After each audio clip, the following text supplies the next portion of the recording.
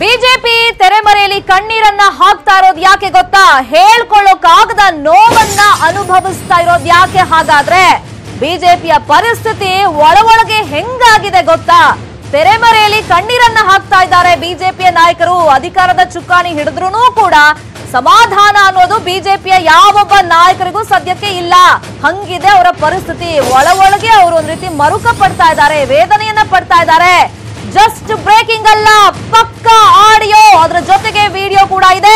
News 18 ನಲ್ಲಿ BJP ನಾಯಕರ big video ಇದೆ, ಅದನ್ನ ನಾವು ರಿವೀಲ್ ಮಾಡ್ತೀವಿ. ಎಂಥ ಪರಿಸ್ಥಿತಿಯನ್ನ ಹಾಗಾದ್ರೆ ಬಿಜೆಪಿ ನಾಯಕರು ಅನುಭವಿಸ್ತಾ ಇದ್ದಾರೆ ನೋಡಿ, ನೀವೇ ಅದನ್ನ ಡಿಸೈಡ್ ಮಾಡಿ. ಹೈಕಮಾಂಡ್ ನಿರ್ಧಾರಕ್ಕೆ ರಾಜ್ಯ ನಾಯಕರು ವಿಲವಿಲ ಅಂತ ಒದ್ದಾಡ್ತಾ ಇದ್ದಾರೆ. ಹೈಕಮಾಂಡ್ ಒಂದು ಆದೇಶವನ್ನ ಕೊಟ್ರೆ ಅದನ್ನ ರಿಜೆಕ್ಟ್ ಮಾಡುವಂತೆ ಖಂಡಿತ ಇಲ್ಲ, ಆಪ್ತರನ್ನ ಕೈ ಬಿಡೋ ಹಾಗೂ ಇಲ್ಲ. ಇಲ್ಲಿ ಹೆಂಗಿದೆ ಅವ್ರ ಪರಿಸ್ಥಿತಿ ಅಂದ್ರೆ, ಹಾವು ಸಾಯಬಾರ್ದು, ಕೋಲು ಮುರಿಬಾರ್ದು ಅಂತಾರಲ್ಲ, ಅಂತ ಪರಿಸ್ಥಿತಿಯನ್ನ ಸದ್ಯಕ್ಕೆ ಬಿಜೆಪಿ ನಾಯಕರು ಎದುರಿಸ್ತಾ ಇದ್ದಾರೆ. ಈ ಹಿಂದಿನಿಂದಲೂ ಕೂಡ ಅಂದ್ರೆ ಬಿಜೆಪಿ ಸರ್ಕಾರ ರಾಜ್ಯದಲ್ಲಿ ರಚನೆ ಆಯ್ತಲ್ಲ, ಅವಾಗಿಂದಲೂ ಒಂದಿಷ್ಟು ಚರ್ಚೆಗಳು ಆಗ್ತಾ ಇತ್ತು. ಅದು ಹೈಕಮಾಂಡ್ ಕಂಟ್ರೋಲ್ ಮಾಡುತ್ತೆ ರಾಜ್ಯ ನಾಯಕರನ್ನ, ಎಲ್ಲಾ ವಿಚಾರದಲ್ಲೂ ಕೂಡ ಹೈಕಮಾಂಡ್ ಆದೇಶ ಕೊಡುತ್ತೆ, ಅದನ್ನ ಪಾಲನೆ ಮಾಡೋದಷ್ಟೇ ರಾಜ್ಯ ಬಿಜೆಪಿ ನಾಯಕರ ಕೆಲಸ ಅಂತ. ನಿನ್ನೆ ಬಿಬಿಎಂಪಿಯಲ್ಲೂ ಕೂಡ ಅಧಿಕಾರದ ಚುಕ್ಕಾಣಿಯನ್ನ ಹಿಡಿದಿದ್ದಾಗಿದೆ. ಆದ್ರೆ ನಾಮಪತ್ರ ಸಲ್ಲಿಕೆ ವೇಳೆ ಅದನ್ನ ವಾಪಸ್ ಪಡ್ಕೊಳ್ಳುವ ವೇಳೆ ಬಿಜೆಪಿ ನಾಯಕರು ಸುಸ್ತು ಹೊಡೆದು ಹೋಗಿದ್ದಾರೆ. ಸತೀಶ್ ರೆಡ್ಡಿ, ವಿ ಸೋಮಣ್ಣ, ಎಸ್ಆರ್ ವಿಶ್ವನಾಥ್, ಇಡೀ ಬೆಂಗಳೂರು ಪಡೆ ಅಂಗಲಾಚಿದಂತ ಪರಿಸ್ಥಿತಿ ಇದು. ಅಷ್ಟರ ಮಟ್ಟಿಗೆ ಈಗ ತಮ್ಮ ಆಪ್ತರನ್ನು ಕೂಡ ಬೇಜಾರು ಮಾಡಿಸ್ಕೊಳ್ಬಾರ್ದು, ಅವ್ರು ಮುನಿಸ್ಕೊಂಡ್ರೆ ಅವ್ರನ್ನು ಸಮಾಧಾನ ಮಾಡಬೇಕು, ಹೈಕಮಾಂಡ್ ಆದೇಶವನ್ನು ಕೂಡ ಇವರು ಪಾಲನೆ ಮಾಡಬೇಕು ಅಂತ ಪರಿಸ್ಥಿತಿ ಬಂದಿದೆ. ಅದರಲ್ಲೂ ಬೆಂಗಳೂರಿನ ಮಟ್ಟಿಗೆ ಸಾಮ್ರಾಟ್ ಅಂತ ಮೆರೆದಾಡಿದ ಆರ್ ಅಶೋಕ್ ಪರಿಸ್ಥಿತಿ ಹೆಂಗಿದೆ ಗೊತ್ತಾ? ಅವರ ಕಣ್ಣೀರ ಕಥೆ ಇದು. ನ್ಯೂಸ್ 18 ನಲ್ಲಿ ಪಕ್ಕ ಆಡಿಯೋ ಜೊತೆಗೆ ಪಕ್ಕ ವಿಡಿಯೋ ಕೂಡ ಇದೆ, ನಾವದನ್ನ ರಿವೀಲ್ ಮಾಡ್ತೀವಿ. ಬಿಬಿಎಂಪಿಯಲ್ಲಿ ಅಶೋಕ್ ಪರಿಸ್ಥಿತಿ ಹೇಗಾಗಿತ್ತು ಗೊತ್ತಾ? ಬೆಂಗಳೂರು ಸಾಮ್ರಾಟ್ ಅಶೋಕ್ ಅವರ ಕಣ್ಣೀರ ಕಥೆ ಇದು. ಇದಕ್ಕೆ ಪ್ರೂಫ್ ಕೂಡ ನಮ್ಮ ಹತ್ರ ಇದೆ, ಆಡಿಯೋ ಜೊತೆಗೆ ವಿಡಿಯೋನೂ ಕೂಡ ಇದೆ. ಬಿಬಿಎಂಪಿ ಉಪಮೇಯರ್ ಗುರುಮೂರ್ತಿ ನಾಮಪತ್ರ ವಿಚಾರಕ್ಕೆ ಸಂಬಂಧಪಟ್ಟಂತೆ ಅವರು ನಾನದನ್ನ ವಾಪಸ್ ತಗೊಳ್ಳೋದಿಲ್ಲ, ನಾಮಪತ್ರ ಸಲ್ಲಿಕೆ ಆಗಿದೆ, ನಾನಂತೂ ವಾಪಸ್ ತಗೊಳ್ಳೋದಿಲ್ಲ ಅಂತ ಹಠ ಹಿಡಿದು ಕೂತಿದ್ರು. ಆದ್ರೆ ಶತಾಯ ಗತಾಯ ಗುರುಮೂರ್ತಿ ಅವರನ್ನ ಓಲೈಸಬೇಕು ಅಂತ ಬಿಜೆಪಿ ನಾಯಕರು ವಿಲವಿಲ ಅಂತ ಒದ್ದಾಡಿ ಹೋಗಿದ್ದಾರೆ, ಸುಸ್ತಾಗಿ ಹೋಗ್ಬಿಟ್ಟಿದ್ದಾರೆ. ಇನ್ನು ಆರ್ ಅಶೋಕ್ ಅವರ ಪರಿಸ್ಥಿತಿಯನ್ನ ನೋಡ್ಬೇಕಾಗಿತ್ತು. ಕ್ಯಾಮ್ರಾ ಮುಂದೆ ಬಂದ್ರು, ಪೋಸ್ ಎಲ್ಲ ಕೊಟ್ರು, ಆದ್ರೆ ಒಳಗೆ ಎಷ್ಟು ಹೇಳ್ಬೇಡ, ನನ್ನ ಸೀನಿಯಾರಿಟಿನೇ ಬೇರೆ. ನೀನ್ ನೆನ್ನೆ ಮೊನ್ನೆ ಕಟ್ಬಿಟ್ಟಿದ್ರು, ಒಳ್ಳೆ ಕಷ್ಟ ಆಯ್ತು. ನೀನ್ ಹಂಗೆ ಅಂದ್ಬಿಟ್ರೆ ನೀನು ಏನಾದ್ರೂ ಮಾತಾಡಿಲ್ಲ, ನಾನು ಅವ ಅನ್ಬಾರ್ದು. It is serious. ಎಲ್ಲ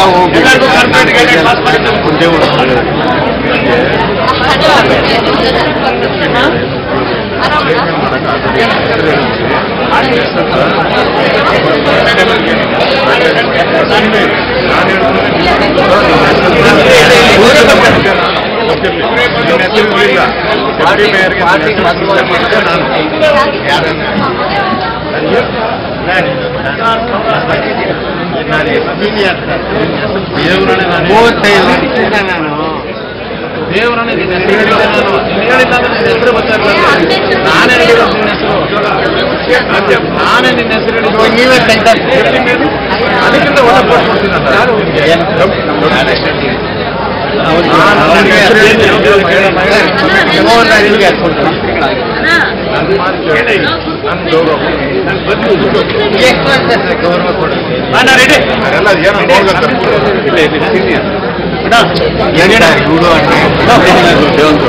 ಅನ್ನಕ್ಕಿನ್ನ ಸೀನಿಯರ್, ಇವ್ರಿಗಿಂತ ಸೀನಿಯರ್, ಇವ್ರಿಗಿನ ನಿಮ್ಗಿನ್ನ ಸೀನಿಯರ್ ಹೇಳ್ಬೇಕು ಅಂತ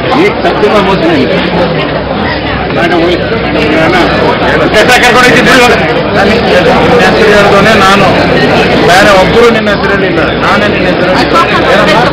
ಇಲ್ಲಮ್ಮ ಮೀಟಿಂಗ್ ಅಲ್ಲಿ ಇದ್ರು ಕೇಳು, ನಿನ್ನ ಹೆಸರು ಹೇಳಿದ್ದು ನಾನು, ಆ್ಯಡ್ ಮಾಡಿದ್ದು ನಾನು.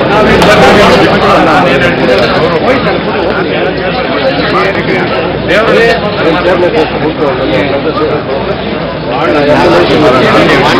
ಏನ್ ಮಾತಾಡ್ತಾರೆ, ಅದೇ ಪಾರ್ಟಿ ಒಳ್ಳೆ ಹೇಳ್ಬೇಡ, ನನ್ನ ಸೀನಿಯಾರಿಟಿನೇ ಬೇರೆ. ನೀನ್ ನೆನ್ನೆ ಮೊನ್ನೆ ಕಟ್ಬಿಟ್ಟಿದ್ರು, ಒಳ್ಳೆ ಕಟ್ಟ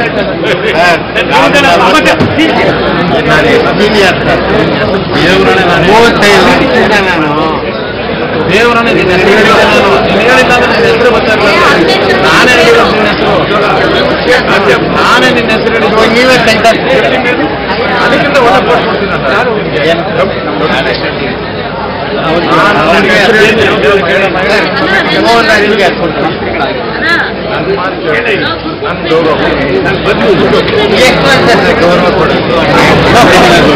ಸೀನಿಯರ್, ಇವ್ರಿಗಿಂತ ಸೀನಿಯರ್, ಇವ್ರಿಗಿನ ನಿಮ್ಗಿನ್ನ ಸೀನಿಯರ್ ಹೇಳ್ಬೇಕು ಅಂತ ನಿನ್ನ ಹೆಸರು ಹೇಳಿದವನೇ ನಾನು, ಬೇರೆ ಒಬ್ಬರು ನಿನ್ನ ಹೆಸರು ಹೇಳಿಲ್ಲ, ನಾನೇ ನಿನ್ನ ಹೆಸರು ಏನಮ್ಮ ಈ ಅಮ್ಮ ಮೀಟಿಂಗ್ ಅಲ್ಲಿ ಇದ್ರು ಕೇಳು, ನಿನ್ನ ಹೆಸರು ಹೇಳಿದ್ ನಾನು, ಆಡ್ ಮಾಡಿದ್ದು ನಾನು.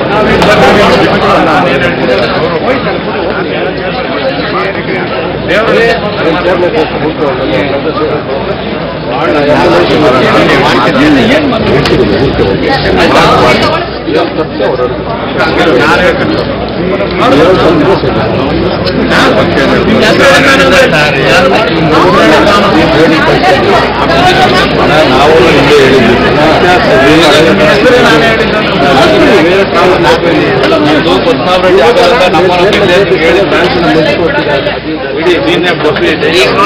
ನೋಡಿ ಮಾಡಿ ಕೆಲಸ ಸ್ಯಾಂಕ್ಷನ್ ಮಾಡಕ್ ಬರಲ್ಲ.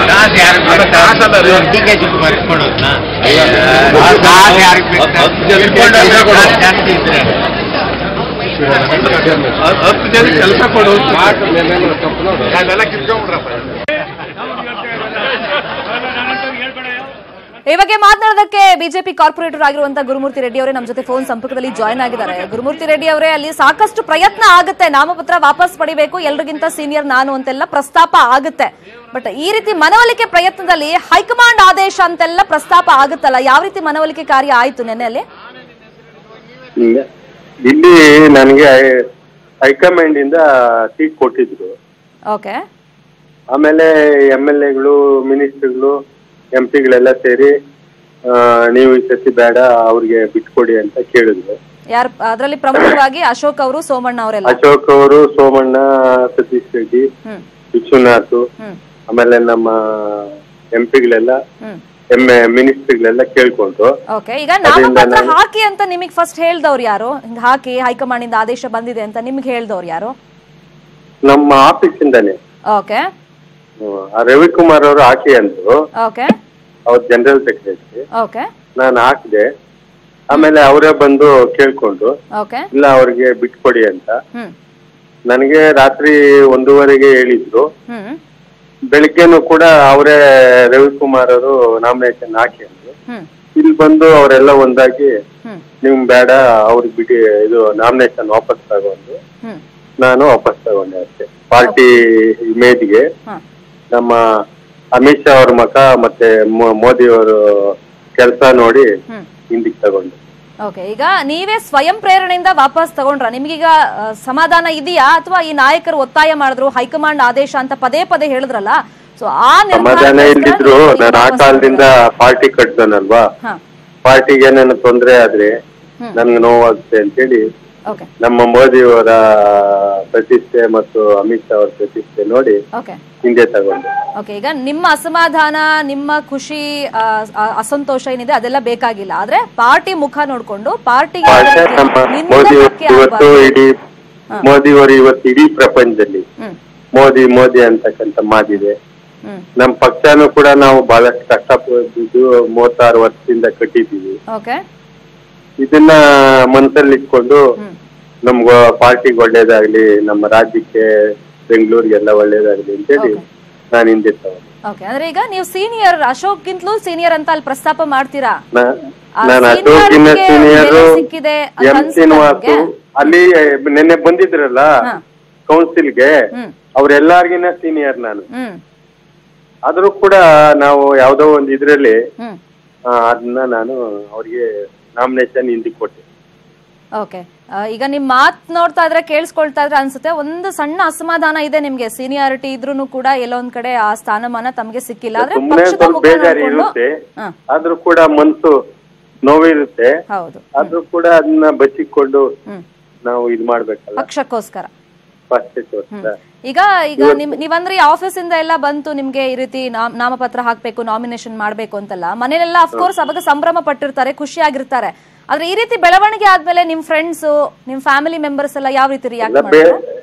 ಎಲ್ಲ ಅದೊಂದು ಟೈಮ್ ಅಲ್ವಾ, ಸ್ವಲ್ಪ ಹೊತ್ತು ಬೇಜಾರಾಗುತ್ತೆ, ಆಮೇಲೆ ಸುಮ್ಮನೆ ಆಗ್ತಾರೆ.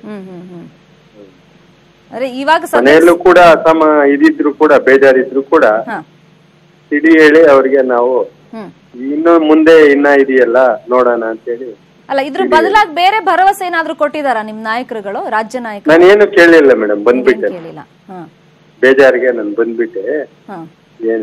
ಅದೇನೋ ಹಣದ್ದು ಎಲ್ಲ ಅಲ್ಲಿ ಪ್ರಸ್ತಾಪ ಆಯ್ತು, ದುಡ್ಡೇನ್ ಡಿ ಕೆ ಶಿವಕುಮಾರ್ ಹೊತ್ಕೊಂಡು ಹೋದ ಅಂತೆಲ್ಲ ನೀವು ಪ್ರಸ್ತಾಪ ಮಾಡಿದ್ರಲ್ಲ, ಅಲ್ಲಿ ಏನ್ ದುಡ್ಡಿನ ವಿಷಯ ಅವ್ರು ಹೇಳಿದ್ರು ನೀನು ಆ ಕಮಿಟಿ ತಗೋ, ನಿನ್ಗೆ ಇದ್ರಲ್ಲಿ ಡೆಪ್ಟಿ ಮೇಯರ್ ಏನಿಲ್ಲ, ಸುಮ್ನೆ ಕುತ್ಕೊಳ್ಳೋದು, ಈ ಕಮಿಟಿ ತಗೋ ಆ ಕಮಿಟಿ ತಗೋ. ಸರ್ ನಾನು ಆವತ್ತಿಂದ ದುಡ್ಡಿಗೆ ಆಸೆ ಕೊಟ್ಟವನಲ್ಲ, ಇವತ್ತು ದುಡ್ಡು ಸಂಪಾದಿಸೋರೆಲ್ಲ ಏನೇನಾಗಿದ್ದಾರೆ ಸರ್ ಅಂತ ಹೇಳಿ ನಮ್ಮ ಅಶೋಕರಿಗೆ ನಾನು ಹೇಳಿದೆ ಅಷ್ಟೇ. ಇದೆಲ್ಲ ವಾಪಸ್ ತಗೊಂಡ್ಮೇಲೆ ಇದೆಲ್ಲ ಅವ್ರಿಗೆ ಮಂದಟ್ಟಾಗ್ಬೇಕಲ್ಲ. ಅಲ್ಲ, ನಾನು ಹೇಳಿರೋ ಮಾತು ಅವ್ರಿಗೆ ದುಡ್ಡು ಮಾಡೋರಿಗೆ ಮಂದಟ್ಟಾಗ್ಬೇಕಲ್ಲ, ಅದರಿಂದ ಹೇಳಿದೆ. ಓಕೆ, ಈಗ ಮತ್ತೇನಾದ್ರು ಕಾಂಟ್ಯಾಕ್ಟ್ ಮಾಡಿದ್ರ? ಯಾರಾದ್ರೂ ನಿಮ್ಮನ್ನ ಮೀಟ್ ಮಾಡೋದು ಅಥವಾ ಫೋನ್ ಕಾಲ್ ಅಲ್ಲಿ? ಫೋನ್ ಮಾಡಿದ್ರು, ಬೇಜಾರು ಅನ್ಕೊಡ್ಬೇಡ ಅಂತ. ನಮ್ಮ ಇವರೆಲ್ಲ ಒಂದ್ 5-6 ಜನ ನಮ್ ನಾಯಕರಿಗೆ ಫೋನ್ ಮಾಡಿದ್ರು. ನಾಳೆ ಬರ್ತೀನಿ ಸರ್ ಅಂತ ಹೇಳಿದ್ದೆ. ನಮ್ಮ ಸಂತೋಷ್ ಜಿ ಅವರೆಲ್ಲ ಅವರೇ ನನಗೆ ಸಹಾಯ ಮಾಡಿದ್ರು. ನಾಳೆ ನಾಳಿದ್ದು ಬರ್ತಾರೆ ಅವರು, ಆಮೇಲೆ ಹೋಗಿ ಸಮಾಧಾನ ಹೇಳ್ತೀವಿ. ಈಗ ಅಶೋಕ್ ಅವರು ತುಂಬಾ ಪ್ರಯತ್ನ ಪಡ್ತಾರೆ. ಈಗ ನಿಮ್ ಹೆಸರು ಹೇಳಿದ್ದೆ ನಾನು ಮೀಟಿಂಗ್ ಅಲ್ಲಿ, ಬೇಕಾದ್ರೆ ಕೇಳಿ ಅಂತೆಲ್ಲ. ಏನಾಯ್ತು ಅಂದ್ರೆ ನಿನ್ನೆ ಅವ್ರೇನೋ ಇದ್ರಲ್ಲಿ ಬಲ ತೋರ್ಸ್ಕೊಳಕ್ಕೆ ನನ್ನನ್ನ ಬಲಿ ಕೊಟ್ರು. ಯಾರು ಅಶೋಕ್ ಇವರೆಲ್ಲ.